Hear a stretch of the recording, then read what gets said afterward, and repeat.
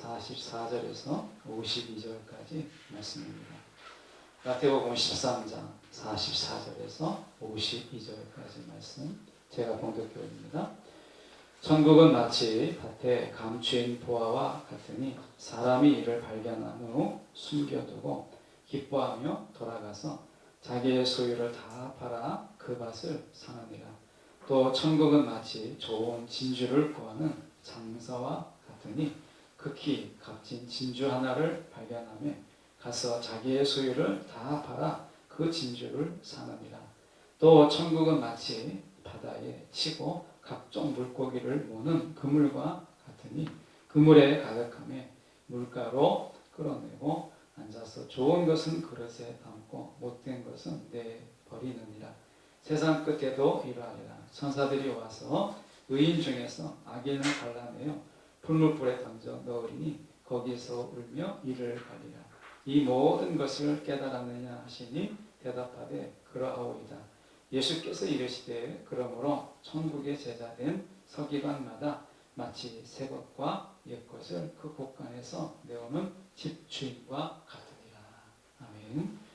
이 말씀 가지고 곳간이라는 제목으로 함께 말씀을 나누도록 하겠습니다. 천국에 대한 여러 가지 비유가 있고 또 우리가 천국에 관한 이야기를 저희가 보고 있는데, 세상에 살아가면서 천국을 이야기할 때 천국의 가치를 모르면 천국의 소중함을 알지 못하는 거죠. 그러니까 제가 태국에 단기 선교를 몇 번 갔는데, 태국에 가면 태국에는 이제 불교 사회이기도 하고 불교를 우리가 어떤 국가에서 이제 권장하는 그런 나라 아니겠어요? 그런데 태국에는 이 창조론이 없습니다. 그러니까 창조가 없다 보니까, 창조라는 게 뭐예요? 하나님이 어떤 이유가 있어서 우리를 지으시고 세상을 만드신 거잖아요. 그러니까 하나님의 이유가 우리의 삶의 목적이 되고 존재의 이유가 되는 건데, 창조론이 없다 보니까 우연에 의해서 세상에 오는 거예요. 그러니까 우연에서 오는 세상이니까 내가 사는 것이 그냥 우연이고, 그러니까 특별 의미가 없는 거예요. 그래서 삶의 이유를 찾는 데 있어서 굉장히 힘들어해요. 근데 하나님이 우리를 창조하셨다라고 하는 그 이유가 우리가 목적이 되고 또는 그게 사명이 되는 거잖아요. 그래서 우리가 하나님이 우리가 이 땅에서 있게 하신 이유, 이게 이제 분명한 이유가 되는 거죠. 그래서 하나님이 우리를 지으셨다라고 하는 것은 우리가 그만큼 소중한 가치가 있는 사람이다 라고 하는 것을 그 속에 담고 있는 거거든요. 근데 창조론을 우리가 부인하게 되면 우리가 우연에 의해서 이 땅에 오게 된 가치 없는 이런 존재가 되는 거예요. 그래서 오늘 천국이라고 하는 것을 이렇게 이야기합니다. 44절에 보면 우리가 천국은 마치 밭에 감추인 보화와 같으니 이렇게 되어 있습니다. 감추였다 이렇게 되어 있는데, 사실은 천국은 지금 우리 가운데 다 노출되어 있어요. 감춰져 있지 않아요. 그런데 감춰졌다라고 하는 것은 어떤 의미가 있느냐? 그 감추었다라고 하는 것은 사람들이 그 가치를 모르는 거예요. 오늘 본문의 배경은 이런 겁니다. 감추인 보화의 비유 보면 한 노동자예요. 그러니까 아마 일꾼이겠죠. 하루의 품삯을 받는 일일 노동자인지 몰라요. 근데 그가 밭에 나가서 일을 하는데 거기에 밭에서 보니까 값진 보화가 이제 발견된 거예요. 보화가 발견된 거예요. 그래서 이 사람이 어떻게 했냐면 다시 숨겨놓고 그리고 나서 돌아가서 자기 재산을 다 이제 모아가지고 그 밭을 샀다라는 내용입니다. 굉장히 도덕적이지 못한 거죠. 양심이 좀 불량인 거예요. 왜냐하면 정말 그것이 발견됐다면 땅 주인에게 이야기하고 이만한 가치가 있는 것을 보화를 찾았다라고 얘기해 줘야 되잖아요. 랍비의 율법에 의하면 어떻게 되어 있냐면 일하는 사람이 일하다가 그 땅에서 보화가 발견됐어요. 그 보화가 발견되면 그것은 그 땅의 소유자의 것이에요. 그 땅의 소유자. 발견한 사람이 아니고. 그러니까 이 사람은 이것은 내가 보화를 발견했다라고 말하는 순간 그것은 자기 것이 아니라 그것은 결국에는 그 땅의 주인의 것이 되는 거죠. 그러니까 여기서 이 비유는 그런 비도덕적이고 비양심적인 것을 이야기하려고 하는 게 아니라 천국의 그 가치를 이야기하는 거예요. 그러니까 감추인 보화의 가치를 아는 것이 중요하다는 거죠. 그 이어서 보면 우리가 이렇게 이야기 45절에도 보면 천국은 마치 좋은 진주를 구하는 장사와 같다 이렇게 되어 있습니다. 지금은 양식으로 진주를 하니까 진주의 가치가 좀 떨어지는데 이 고대 근동에는 진주의 가치가 최고였어요. 우리는 금의 가치를 더 높게 치지만 이 고대 근동은 진주가 진짜 가치 있는 것이었어요. 제가 태국에서 공항 면세점에서 본 것 중에 하나가 이 천연으로 되어 있는, 그러니까 지중해에서 진짜 조개가 만든 진주, 그 오리지널 진주인데 그 엄청난 빛깔이 진짜 이쁘더라고요. 원래 진주가 그런지는 모르지만 진주의 빛깔이 지중해에서 조개로 만들어진 건데 정말 빛깔이 아름다웠어요. 하나 딱 달랑 파는데 제가 가져가는 돈보다 비싸서 그걸 못 사왔는데 정말 사고 싶었어요. 정말 빛깔이 이뻤어요. 근데 고대 금동은 진주의 가격이 진짜는 그렇게 비싸거든요. 귀한 거예요. 그러니까 여기에 보면 진주 장사는 진주를 찾아다녔고 진주를 구하러 다녔어요.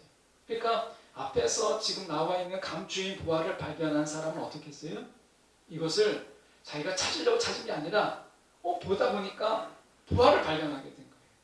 근데 두 번째 진주는 진주를 찾아다녔다가 진주를 만난 거예요. 그래서 천국은 우리가 자꾸 찾아야 된다 라고 하는 것을 예수님이 말씀하고 있는 것처럼 보여요. 그런데 보면은 그게 아니에요. 하나는 우연하게 발견한 거고 하나는 찾다가 만난 거거든요. 그 공통점이 없잖아요. 그 공통점을 찾아야 되는데 그 공통점이 뭐냐? 진주의 가치를 알 수 있는 사람이 필요한 거예요. 여러분이 지금 동전을 가지고 계신지 모르겠는데 100원짜리 동전을 혹시 여러분 가지고 있다면 몇 년도 어느 해는 그 한국은행에서 그 100원짜리 동전을 많이 만들지 않았어요. 정말 지금까지 역대급으로 최소로 만들었어요. 그 해의 100원짜리 동전은 40만 원, 50만 원 해요. 동전 하나가 100원짜리라고 써있지만 어떤 것은, 어떤 화폐는 200만 원도 넘게 하더라고요. 옛날 화폐는. 그 가치를 훨씬 뛰어넘는 거예요. 여러분 뉴스에서 보셨겠지만 이렇게 한 아이가 12살 된 아이예요. 12살 된 아이인데 이 아이가 공룡 화석 또는 공룡에 대해서 얼마나 공부를 많이 했는지 이 아이가 길을 지나가다가 이 아이가 딱 발에 딱 걸렸는데 보니까 그냥 심상치가 않은 거예요. 딱 보니까 이 아이가 발견했는데 고대 공룡 화석을 발견한 거예요. 학자가 이 아이가 발견했다는 것을 보러 왔는데 대단한 발견이다. 이렇게 이야기를 했어요. 아마 여러분이 저가 공원에 가다가 제가 그런 것을 발견했다. 여러분이 발견했다면 이거 왜 돌덩이지? 이렇게 됐을 거예요. 그냥 돌인가 보다 했을 텐데 이 아이는 이게 이 화석, 공룡의 화석이구나 라고 하는 것을 발견한 거예요. 신문을 이렇게 보니까 거기에 사진이 나와 있는데 그냥 평범한 거예요. 제가 봤을 때 분명히 그냥 돌덩어리 아니면 나무 조각 뭐 이렇게 지나갔을 거예요. 이 아이는 12살인데 굉장히 조예가 깊은 거죠. 이 학자가 대단한 발견을 했다. 이렇게 이야기를 했어요. 가치를 아는 사람은 그거를 발견할 수 있어요. 근데 가치를 모르면 앞에 놓여 있어도 이게 얼마짜리인지 이게 얼마나 가치가 있는지를 몰라요. 이게 천국의 집 비유 속에서 이야기하고 있는 부분인 거예요. 자, 그러면 우리가 이 천국의 가치를 아는 게 중요한데 우리가 이 가치를 아는 것이 그럼 천국의 가치가 뭐냐라고 하는 것을 우리가 좀 더 생각해 볼 필요가 있잖아요. 천국의 가치가 뭐냐라고 하는 거예요. 근데 저희가 본문을 좀 보면서 그걸 나눠보려고 하는데 44절에 보니까 천국은 마치 밭에 감추인 보화와 같으니 사람이 이를 발견한 후 숨겨두고 기뻐하며 돌아가서 자기의 소유를 다 팔아 그 밭을 사느니라 이렇게 얘기합니다. 이 순서가 바뀌면요, 내가 모든 재산을 다 팔아서 그 다음에 내가 그걸 사야 되는, 마치 일종의 헌신과 예물을 막 강조하는 것처럼 보여요. 그러니까 우리가 많이 쓰는 말이잖아요. 내 마음이 있는 곳에, 그러니까 내 물질이 있는 곳에 내 마음이 있다. 물질이 있는 곳에, 재물이 있는 곳에 내 마음이 있다. 이런 얘기를 많이 하잖아요. 그러니까 천국은 구원은 하나님의 선물이잖아요. 하나님께서 우리 가운데 거저 주신 거예요. 선물은. 근데 야 천국에 들어가려면 이렇게 자기 소유를 다 팔 만큼 이런 엄청난 대가를 지불해야 되는가? 이런 생각이 들어요. 여러분 이 구절이 이 말씀이 여러분에게 은혜가 됩니까? 거림돌이 되잖아요. 야 천국은 마치 밭에 감추인 부와 같다. 그러면서 자기 소유를 다 팔아서 그 밭을 사느니라. 자기 소유를 다 팔아야 되는 거예요. 제가 가지고 있는 걸 다 팔아야 되는 거예요. 그래야 되는 거예요. 그 천국을 들어갈 때 구원은 하나님의 그냥 선물인데 천국에 들어가기 위해서는 이 엄청난 대가를 지불해야 되는 거라면 여러분 어떻게 자신이 있으세요? 천국에 나 들어간다. 나는 가진 게 많으니까 이렇게 할지 모르겠지만 여기서 금액을 말씀하고 있지는 않아요. 중요한 것은 뭐냐면 우리가 천국에 들어가려면 자기가 가지고 있는 모든 소유 그게 얼마이든지 간에 뭐 어떤 사람은 100만 원이고 어떤 사람은 1000만 원이고 어떤 사람은 그 이상일 수 있죠. 중요한 것은 뭐냐면 내가 가지고 있는 모든 것을 다 팔아야 그래야 천국에 들어갈 수 있다라고 얘기해요. 그러니까 구원은 하나님의 선물인데 천국에 들어가려면 이 엄청난 대가를 지불해야 되는 거예요. 제가 그 필리핀에 선교를 갔을 때 한 할머니에게 제가 복음을 전했어요. 복음을 전했더니 그 할머니가 이제 복음을 전하고 맨 마지막에 이렇게 얘기했어요. 하나님, 그러니까 할머니 죄송한데 오늘 밤에 하나님 오시라 해서 천국문 앞에 섰는데 하나님이 할머니에게 천국문에 내가 너를 들어가게 해야 될 이유가 뭐냐? 라고 물으신다면 할머니가 뭐라고 대답을 하시겠어요? 이렇게 물어봤더니 이 할머니의 대답이 너무나 걸적이었어요. 너무 인상 깊었어요. 이 할머니가 이렇게 말씀하셨어요. 하나님은 안 계신다. 하나님은 안 계신다. 하나님은 안 계시니까 내가 어떻게 살았는지 내가 뭘 하다 살았는지 어떻게 판단하냐. 그러니까 문이 없으니까 내가 들어갈 수밖에. 하나님이 없으니까 자기는 천국에 들어갈 수 있다는 거예요. 너무나 지금까지 들어보지 못한 기상천외한 답이에요. 어떻게 하나님이 천국에 들어가게 하실 이유가 뭐냐고 물어보는데 묻는 그 하나님이 없다는 거예요. 이분은. 그러니까 천국에 들어간다는 거예요. 너무 놀랍지 않아요? 여러분 우리가 생각해 볼 때 천국에 들어갈 때 이 엄청난 대가를 지불해야 된다면 구원을 받은 우리라도 천국에 못 들어가겠구나. 이런 무거운 마음을 갖지 않으세요? 진주의 비유도 그래요. 진주가 얼마나 비싼지 얼마나 귀한지 이 진주 장사가 자기의 자산을 다 팔아서 겨우 이것을 살 수 있는 거예요. 이만큼 우리가 천국에 들어가기가 어렵다는 거예요. 천국에 들어가. 왜? 그만큼 대가 지불을 우리가 해야 된다는 거예요. 엄청난 대가 지불을 해야 된다는 거예요. 우리가 생각할 때는 야 내가 구원받았으니까 천국은 그냥 들어가겠지. 내가 구원받았으니까 야 천국은 나에게 그냥 따는 당상이야. 이렇게 생각하잖아요. 그런데 본문을 보니까 그게 아닌 거예요. 천국은 우리가 가진 모든 소유를 다 팔아서 다 내놔야 되는 거예요. 우리가 하늘의 보화를 쌓아라 라고 이야기하시잖아요. 우리 모든 것을 다 하늘의 보화를 쌓아야 돼요. 그래서 하나님의 일에 다 헌신하고 하나님의 일에 내가 헌납하고 하나님의 일에 다 내놓고 하는 거예요. 지금 그렇게 하는 종교들이 많잖아요. 이단 종교 중에서도 보면 우리가 대순진리 제 설교를 대순진리가 듣고 대순진리가 고발할지는 모르겠지만 어쨌든 대순진리 제가 알고 있는 대순진리는 그 본원이 있어요. 대순진리의 본원. 대순진리에서 혹시 제가 틀린 거라면 이해해 주시고요. 제가 들은 거를 그렇습니다. 대순진리의 본원이 있어요. 거기는 정말 잘 꾸며놨어요. 근데 재산을 엄청나게 환납한 서열대로 그 본원에 들어간다는 거예요. 그래서 그 대순진리에서 그 꿈이 뭐냐? 그 대순진리의 그 본원에 들어가서 사는 거예요. 재산이 얼마든지 다 내놓겠다는 거예요. 그래서 대순진리가 돈이 많잖아요. 대학도 있죠. 고등학교도 있죠. 그리고 고등학교에서 대학을 갈 때 같은 고등학교에서 같은 계열의 대학을 가면 학비 50%를 감면해 주지 않아요.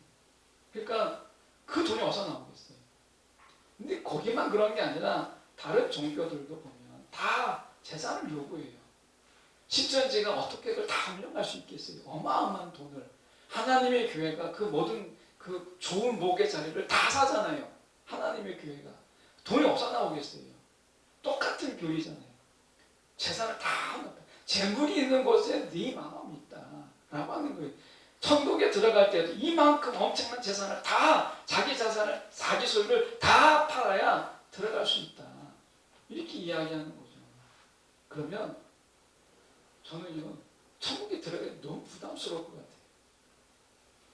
정말 들어가기가 어려울 것 같아요. 그리고 거부감이 생기지 않으세요, 여러분? 이렇게 얘기하면. 그래서 야, 구원은 공짜인데 천국에 들어가려면 이만한 돈이 들어간다면 야, 이거 어떻게 들어가나? 이렇게 되는 거죠. 그래서 저희가 이 비유를 잘못 이해하면 방점이 어디를 찍히냐? 자꾸 내 소유를 다 팔아야 들어갈 수 있는 천국. 이렇게 돼요. 그게 아니라 오늘 본문은 가치를 아는 게 중요하다는 거예요. 감추인 보아. 이게 가치가 있는지 없는지를 아는 게 중요한 거예요. 이게 진주는요. 이게 진짜 가치가 있는지 없는지를 알아야 되는 거죠. 진주만 해도 우리가 인조로 만든 게 있고 양식이 있고 천연이 있잖아요. 이걸 구분할 수 있는 눈이 필요한 거죠. 이걸 모르면 가치를 알 수 없는 거예요. 우리가 아무리 좋은 것을 내놔도요. 그 가치를 모르면 여러분 아무런 의미가 없어요. 천국은 감춰져 있지 않아요. 그런데 천국의 가치를 알지 못하기 때문에 보화의 가치를 알지 못하고 진주의 가치를 알지 못하기 때문에 여러분 우리가 거기에 깊이 매료되지 못하는 거예요. 그 다음에 나온 비유를 맞춰보고 저희가 나눠보면 이렇게 되어 있습니다.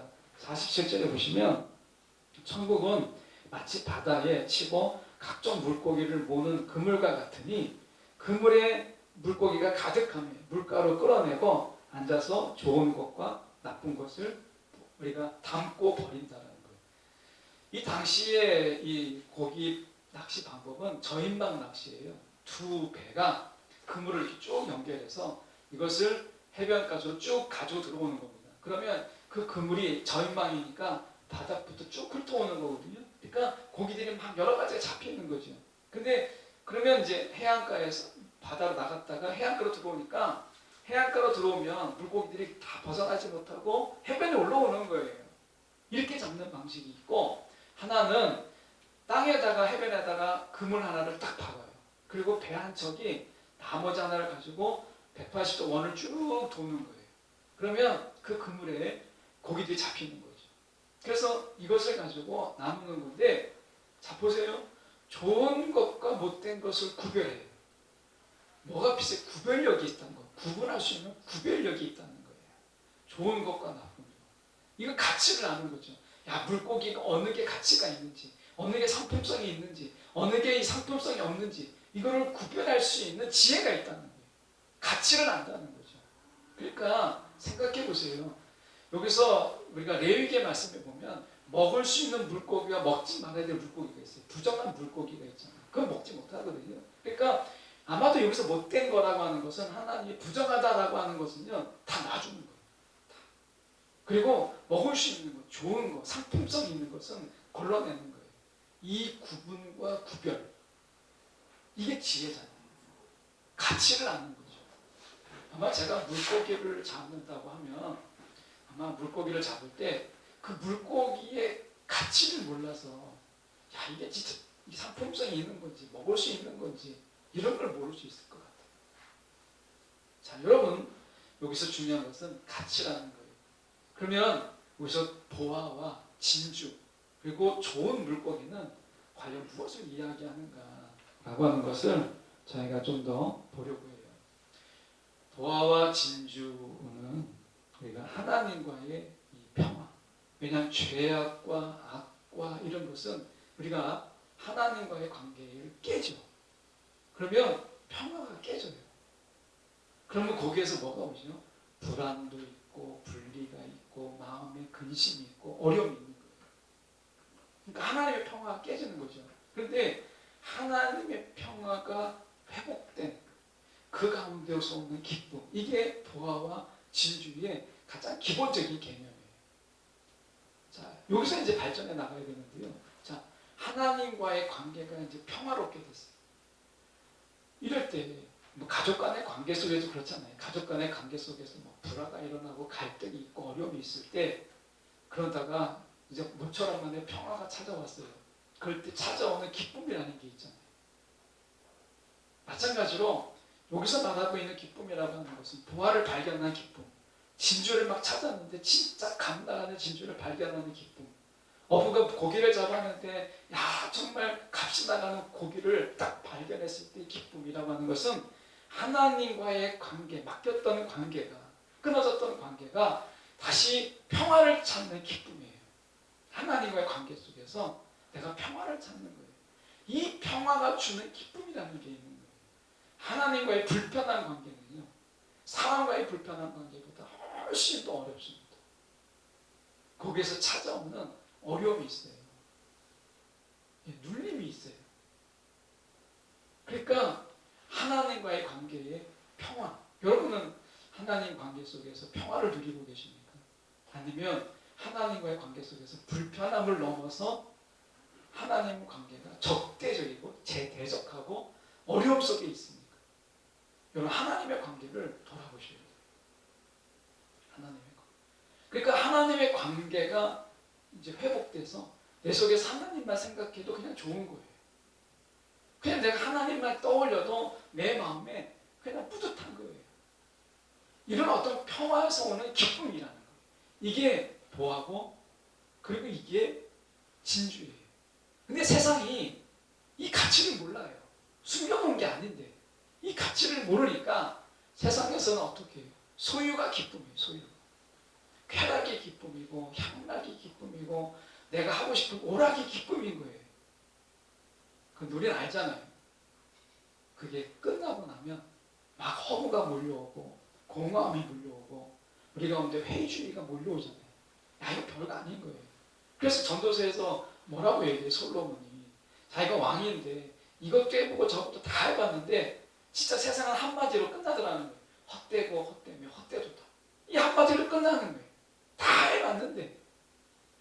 그래서 우리가 천국에 이 감추어진 보화, 가치를 몰랐던 보화를 가치를 아는 자의 보화잖아요. 보화, 진주 이런 게 그 가치를 아는 자의 것인 거예요.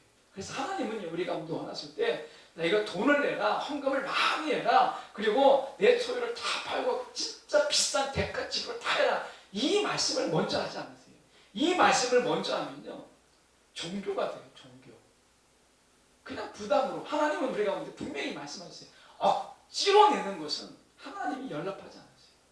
억지로 내는 것은 하나님이 그것을 받지 않으세요. 기뻐하지 않으세요. 그러면 하나님이 지금 뭘 말씀하셨는지, 하나님의 은혜는 어디 있느냐? 그 가치, 보화와 진주와 이런 것들의 진정한 가치가 무엇인지를 알게 하시는 거예요. 가치를 깨닫게 하는 거예요. 이게 하나님의 은혜예요.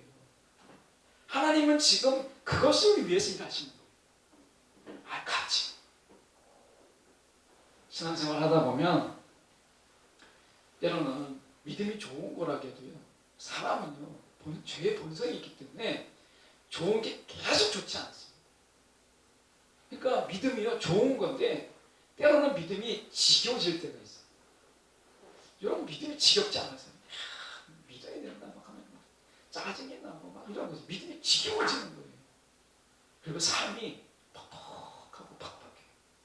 뭔가 식감이 없이 사과가 퍽퍽하면 못 먹잖아요. 그러니까 이런 거예요. 배가 물컥 내면 맛이 없습니다. 식감이 없는 거예요. 그러니까 인생의 식감이 사라져버리는 거예요. 맛있는 줄 모르는 거예요. 이런 때가 옵니다. 지금 여러분이 그때인지 모르지만 여러분 이런 때가 분명히 있어요. 그래서 믿음이 막 지겨워지고 신앙생활이 재미가 없고 뭐 삶이 퍽퍽하고 막 신앙생활 한다는 자체가 별 의미가 없는 이런 거예요. 여러분 우리가 이런 신앙생활 할 때 우리가 어떻게 벗어나야 될까라고 하는 거죠. 하나님은요 다른 거 아니에요. 이렇게 할 때 우리가 빠지기 쉬운 게 뭐냐면 내가 뭘 하는 거거든요. 제일 만만한 게 우리가 뭔가를 내는 거예요. 하나님. 그런데 하나님 그거 받지 않았어요. 오늘 하나님이 원하시는 것은 뭐냐? 이가 우리가 모든 가지고 있는 소유를 다 하나님께 내는 것은 이것을 먼저 하면 이단하고 똑같은 거예요. 하나님의 복음은 그렇게 시작하지 않습니다. 하나님은 무엇을 하느냐? 그 감추인 보화를 발견하는 기쁨, 그 진주를 발견하는 이 기쁨을 우리 가운데 주시기를 원하시는 거예요. 기쁨. 그러면 우리가 이 진주가 뭐냐라고 얘기했을 때 우리는 이렇게 볼 수 있습니다. 자, 여러분 가운데 가장 필요한 거, 정말 깊게, 야 이거 정말 필요하다라고 했을 때 우리 필요라고 하는 거 있잖아요. 필요한 게 다 다르잖아요. 근데 하나님이 그 필요를 채워주세요. 이럴 때 오는 기쁨이 있어요. 이게 감추인 보화고 이게 진주예요. 내가 정말 필요했는데 어디에서 구할 능력도 없고 구할 재주도 없는데 하나님이 그 필요를 채워주시는 거예요. 저와 여러분 가운데는 열심과 열정으로 소망 가운데 있었는데 하나님이 그것을 해결해 주시는 거예요. 이런 기쁨이 있잖아요. 내가 깊은 상처가 있어요. 정말 낫지 않은 병원에 가도 고칠 수 없는 이런 깊은 병이 있는데 하나님이 그걸 싸매어주고 치유해 주시고 이런 데서 오는 기쁨이 있잖아요. 여러분 우리 다 사람마다 자기 안에 깊은 내면에 아픔이 있고 괴로움이 있고 고통이 있고 또 원하는 게 있고 필요한 게 다 있어요. 근데 하나님이 그것을 채워주십니다. 자, 여기서 중요한 게 이겁니다. 하나님이 가치를 딱 여러 가지 보화와 진주를 펼쳐놓고 야 진짜 너 이거 골라봐라. 진짜 가치가 있는지 뭔지 알아봐라. 이렇게 하시지 않고 하나님이 우리의 필요를 채워주시고 우리의 상처를 싸매어주시고 우리가 바라고 원하는 것은 하나님이 주심을 통해서 그 받는 기쁨, 하나님이 우리 가운데 해주시는 그 선물을 내가 받아들이는 기쁨을 깨닫게 하심을 통해서 천국의 가치를 깨닫게 하신다. 그래서요, 여러분이 기도하잖아요. 내가 정말 여러분이 기도라는 게 뭐예요? 능력이 안 되니까 기도하는 거예요. 솔직히 이야기하면. 아니 내가 고칠 수 있으면 뭐하러 기도합니까? 아 내가 살 수 있으면 기도 안 하잖아요. 내가 살 수가 없고 구할 수가 없고 내가 능력이 안 되니까 기도하는 거예요. 약할 때니까 기도하는 거잖아요. 그런데 하나님이 강하게 채워주세요. 내 약할 때 하나님의 강함을 경험하게 하는 거예요. 그때 오는 희열과 기쁨이 있잖아요. 이게 진주고 이게 보화예요. 그래서 하나님이 우리 가운데 기도하게 하시는 거예요. 기도. 근데 하나님 좋은 말로 그냥 기도해라 하면 기도를 안 하거든요. 걱정할 것도 없는 거예요. 밥 먹을 때 다 먹지요. 잘 때 잠도 잘 자죠. 그러면 기도할 게 없잖아요. 근데 하나님이 이 보화를 깨닫게 하시고 하나님이 이 진주를 깨닫게 하시기를 원하시는데 기도를 통해서 그것을 보여주시는데 기도를 안 하는 거예요. 그럼 어떻게 합니까? 하나님이 다윗을 그렇게 했던 것처럼 그의 심장을 쫙 누르고 가슴을 쫙 눌러서 쇠잔하게 만들어서 정말 기도하게 하시잖아요. 기도함을 통해서 기도의 응답을 받고 하나님이 정말 기도한 것보다 더 많은 것을 채워주심을 통해서 비로소 채우시는 기쁨을 발견하게 됩니다. 이것을 통해서 야 이런 기쁨도 있구나. 하나님이 이런 기쁨도 나에게 주시는구나 라고 하는 거죠. 비로소 우리가 이 보화에 눈이 뜨이고 진주에 눈이 열리는 거예요. 이제 가치를 볼 수 있는 눈이 열리는 거예요. 하나님 이렇게 하시는 거예요. 일하실 때 여러분 기도거리가 있습니까? 여러분 지금은 내 기도하는 내가 고통이지만 여러분 기도 가운데 하나님의 채우시는 것을 통해서 보화의 눈이 열리게 하고 진주의 눈이 열리게 하심을 통해서 야 이게 천국이구나 이 기쁨을 알게 하시는 거예요.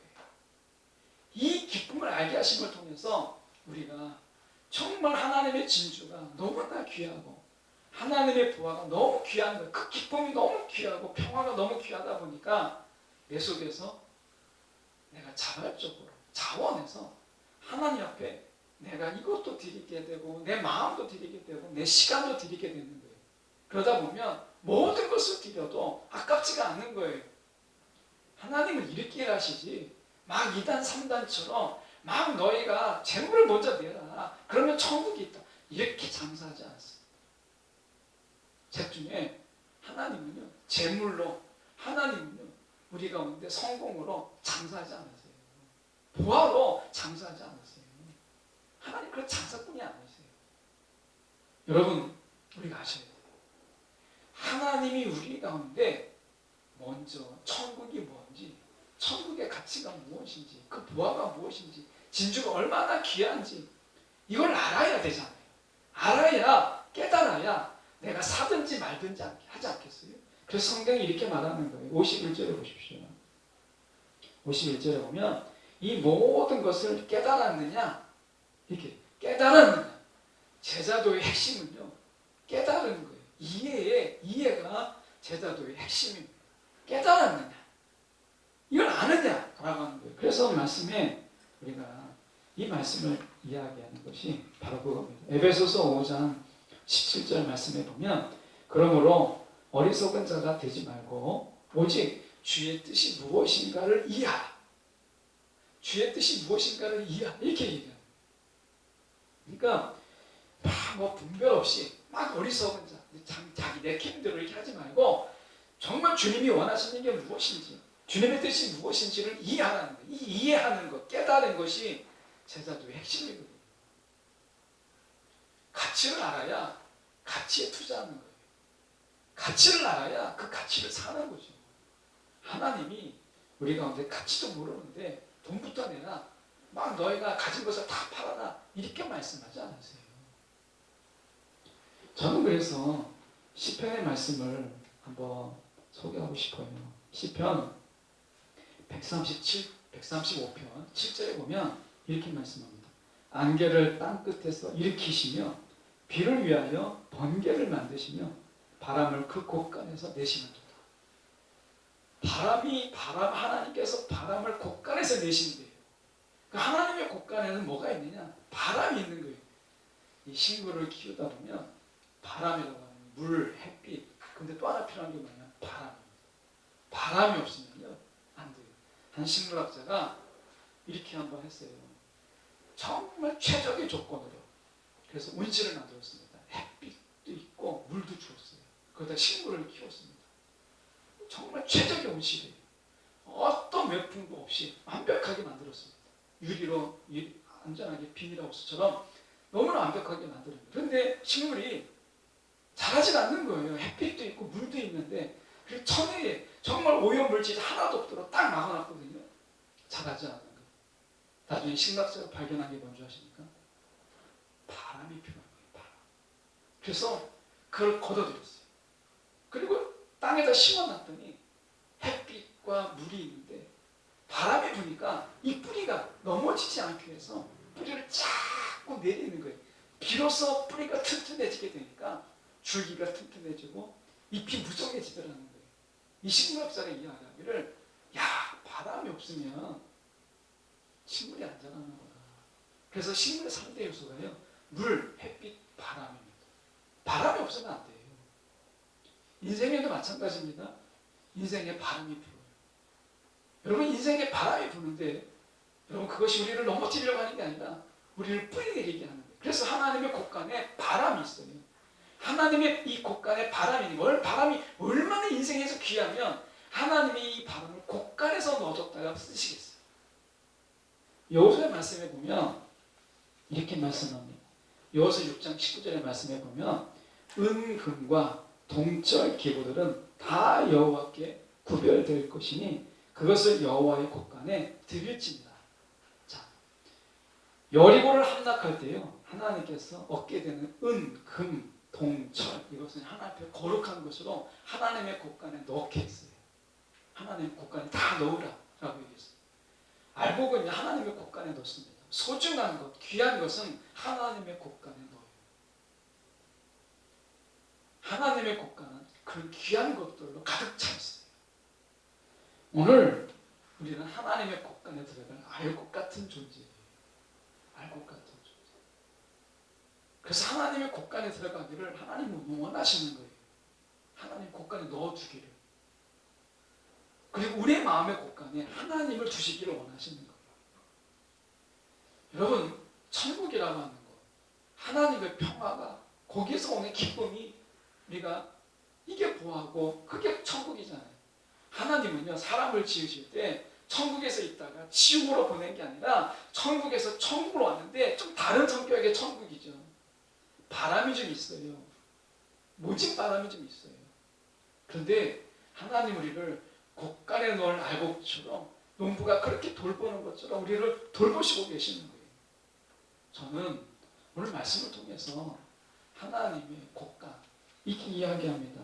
오늘 말씀에 52절에 보시면 이렇게 예수께서 이르시되 그러므로 천국의 제자된 서기관마다 마치 새 것과 옛 것을 그 곳간에 내오는 집주인과 같다. 옛 것과 새 것. 우리가 새 것은 다 우리 귀한 걸로 여기지만 옛 것은 정말 우리가 많이 버리잖아요. 우리가 천국 가면 약간 촌스럽게 느껴요. 지금 막 유토피아, 막 파라다이스 이렇게 이야기를 해야 좀 뭔가 뽀다부담하지. 막 천국 가면 막 촌스럽고 예나 구닥다리 같이 느껴지죠. 그런데 전혀 달라요. 유토피아가 만드는 세상. 여러분 어떤 세상일 것 같으세요? 얼마 전에 뉴스를 보니까 자동차가 200km로 300m를 달리면 그게 활주로가 돼가지고 그 차가 날아다니더라고요.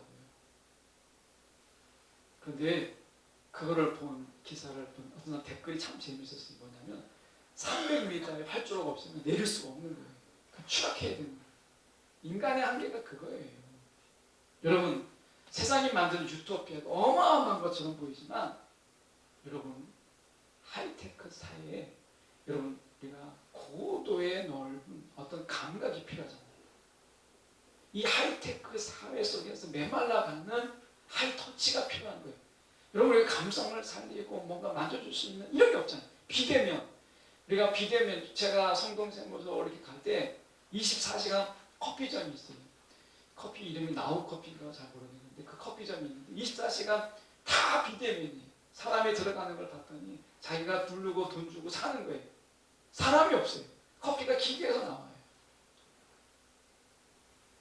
커피 맛이 진짜 없을 것 같아요. 그 무슨 맛을 먹을까 싶어요. 사람을 보고 뭔가 사고 정감이 이야기하고 하는데 이제 사람 속에서 이 터치라는 게 없어요. 이제 감정이 없어지는 거예요.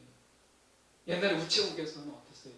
사람이 오면 우편물을 받을 때 막 속사정을 아니까 막 정갑게 편지도 넣어주고 막 했는데 지금은 그게 필요 없는 거예요. 앞으로 감정이 메마르고 앞으로 정이 목마르고 앞으로는 사랑이 목마른 시대가 오지 않겠어요? 근데 사람은 그걸 유토피아라고 해요. 편리함 때문에. 근데 천국은 그게 아니에요.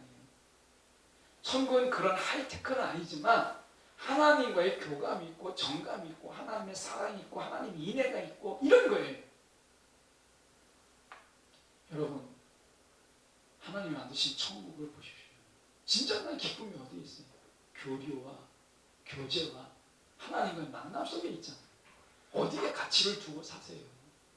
세상의 가치는요 쾌락을 이야기하고 향락을 이야기하지만 그 끝은 허무예요. 근데 하나님이 우리 가운데 주시고자 하시는 천국은 어떤 거예요? 진짜 가치가 어디에 있냐는 거예요.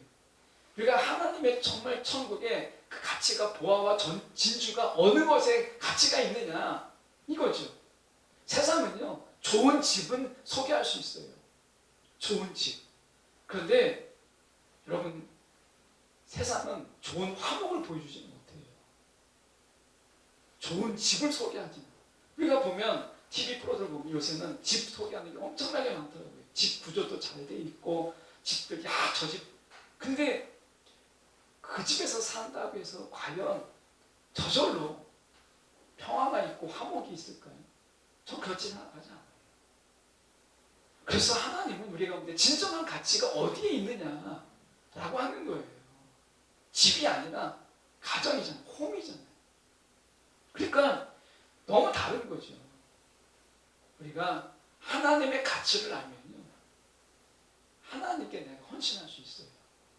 근데 하나님의 가치를 잊어버리고 헌신을 먼저 이야기하니까 신앙이 어렵고 신앙에 재미가 없고 밋밋하고 진짜 지겹고 밉고 한 거예요. 여러분 다시 한번 우리가 구원의 눈으로 다시 돌아가서 보면 천국은요, 우리가 구원은 선물이지만 천국은 엄청난 대가를 지불해야 돼. 어마어마한 대가 지불을 요구하는, 그래 들어갈 수 있는 곳이 아니라 구원의 눈으로 가치를 바라보고 구원의 눈으로 부활을 볼 수 있고 구원의 눈으로 진주의 가치를 볼 수 있다면, 하나님의 평화의 가치를 알면 그게 천국인 거예요. 그게 하나님의 대가 지불이라고 하는 것은 바로 그걸 이야기하는 거예요. 내 마음이 하나님께 다 드려도 아깝지가 않은 거예요. 오히려 드려도 더 드리고 싶은 거예요. 이런 마음으로 오는 거죠. 이거를 천국이라고 하는 거예요. 그러니까 어떤 분이 아까 말씀드린 것처럼 천국은 난 진짜 싫다, 매일 예배만 드리고, 요한계시록만 보세요. 조금 잠깐 막 바닥에 뭐가 깔려있고 에메랄드가 깔려있고 뭐 깔려있고 이렇게 하다가 그 다음에 더 관심이 있는데 그 얘기는 안 하고 막 많은 물소리처럼 많은 사람들이 찬양하고 예배하고 막 경배하고 이런 걸로 가득한 거예요. 사람들이 안 가겠다는 거죠. 오해죠, 오해. 여러분 다시 한번, 그러니까 천국의 가치를 구원의 눈으로 바라보면 하나님이 무엇을 부활하고 하는지, 무엇을 진주라고 말하는지를 바라보고, 하나님이 진주라고 말하는 것을 진주라고 여기고 하나님이 부활하고 얘기하는 것을 부활하고 여길 수 있는 이 마음만 있다면 그게 천국인 거예요. 근데 하나님은 이게 부활한다 라고 얘기를 하는데 이건 그냥 껍데기야 라고 하는데, 우리는 이 껍데기를 보고 부활하고 이야기하고 하나님이 부활하고 얘기하는 것을 껍데기라고 이야기하는 거예요. 그럼 지옥입니다. 천국과 지옥은 가치의 문제예요. 오늘 하나님은 우리 가운데 천국의 비유를 통해서 얘기하시는 거예요. 이게 가치가 있는 거야 라고 하면 그게 가치가 있는 거예요. 가치를 정하시는 자가 누구라는 거예요? 하나님이죠. 하나님. 가치를 정하는 것이 하나님이에요. 세상은 그렇지가 않잖아요. 시장의 가치잖아요. 시장의 가치. 희수하면 값이 올라가고 넘쳐나면 좋은 것도 값이 떨어져요. 시장의 가치지만 하나님은요, 시장에 의해서 여러분 가치가 매겨지는 게 아니에요. 천국은 하나님에 의해서 가치가 매겨지는 거예요. 저와 여러분이 하나님이 이게 귀한 것이다 라고 하면 귀한 것으로 여길 수 있는 구원의 믿음이 필요한 거예요. 구원의 마음이 필요한 거예요. 눈이 필요한 거예요. 저와 여러분이 오늘 하나님이 귀한 것을, 귀하다라고 하는 것을 귀한 것으로 여길 수 있는, 그래서 거기에 내가 정말 마음을 쏟을 수 있는 그런 심정으로 살아갈 수 있기를 진심으로 원합니다. 여러분, 옛것과 새것, 하나님 어느 것도 버리지 않으셨어요. 오히려 옛것과 새것을 이으시는 예수 그리스도께서 옛것을 완성하셨어요. 마찬가지로 우리가 옛것과 새것을 어느 것도 버리지 않냐고 그것을 온전하게 이루신 예수님처럼 우리가 그렇게 살아가는 거예요. 과거의 나의 삶이 다 부정할 필요도 없고 그것을 우리가 다 버릴 필요도 없어요.